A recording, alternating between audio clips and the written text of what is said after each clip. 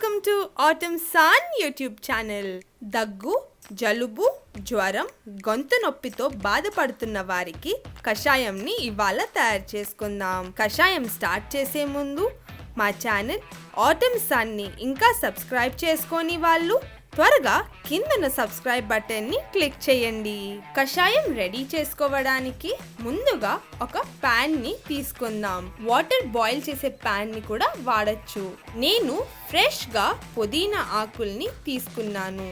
6 లేదా 7 ఫ్రెష్ పుదీనా ఆకుల్ని ఇలా తుంచి ప్యాన్ లో వేసేయాలి. 8 మిరియాల్ని తీసుకొని దాన్ని లైట్ గా దంచుకున్నాను. ఆ తర్వాత 1.5 దాల్చిని చెక్క అలానే రాగా వేసుకోవాలి.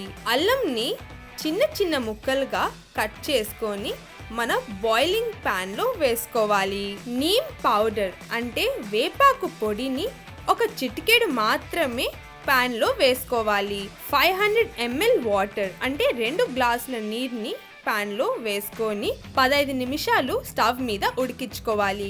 1 గ్లాస్ వచ్చేంత వరకు ఉడికించుకున్న తర్వాత ఇందులో మనం అర్ధ నిమ్మకాయ మాత్రమే పిండుకోవాలి. కషాయం ఎంతో సులువుగా 15 నిమిషాల లోపలే అయిపోయింది.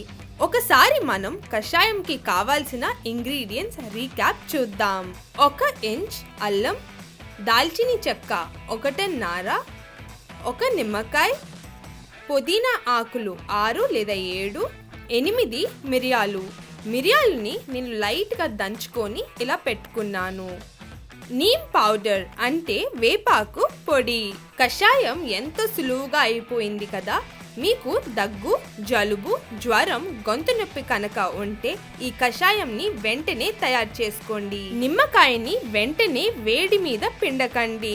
లైట్గా చల్లారిచ్చిన తర్వాతే పిండుకోండి. కానీ గోరువెచ్చలుగా అయితే తాగండి. సులువుగా తయారు చేసుకోగలిగే కషాయం మీకు నచ్చినట్టయితే మా ఛానల్ AutamSunని సబ్స్క్రైబ్ చేసి ఈ వీడియోని మీ ఫ్రెండ్స్ అండ్ ఫ్యామిలీతో షేర్ చేయండి. Thank you for watching.